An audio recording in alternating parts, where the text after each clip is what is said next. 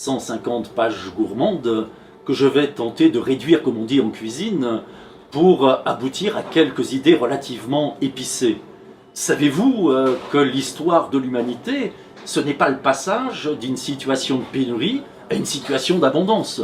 On meurt toujours autant de faim au XXIe siècle qu'au Paléolithique. Savez-vous que les puissants ont toujours su utiliser la table pour dire leur pouvoir? C'est-à-dire qu'ils ont défini qui avait droit au banquet et qui devait en être exclu, qui devait recevoir une double portion et qui aurait droit à une simple part, voire à une demi-part. Savez-vous que nous sommes toujours aujourd'hui tributaires de cette longue histoire, et notamment des tables de l'Antiquité? Nous devons à l'Égypte antique les aliments symboliques comme le pain et le vin. Nous devons à la Grèce antique la notion de partage. Et puis les Romains se sont dit, quitte à partager, autant partager de bonnes choses. Savez-vous que les Gaulois ont toujours su dire non à la malbouffe? C'était le peuple qui était composé des meilleurs éleveurs et agriculteurs, mais en même temps ils étaient restés des cueilleurs et des chasseurs.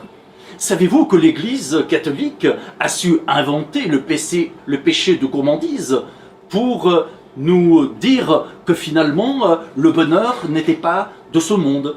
Savez-vous que les tables féodales et monarchiques ont été une façon de dire à chacun qu'il fallait qu'il mange en fonction de son statut social, c'est-à-dire des racines pour les vilains et de la viande pour les bien-nés? Savez-vous que la Révolution française, à côté de plein de bonnes choses, va interdire les châtaignes parce qu'elles étaient réputées entretenir la fainéantise? Savez-vous que le XXe siècle est marqué par la désymbolisation et la déritualisation de la table? Savez-vous que le XXIe siècle risque de voir apparaître une alimentation sans agriculture, avec les biotechnologies, sauf à réveiller les vieilles utopies alimentaires?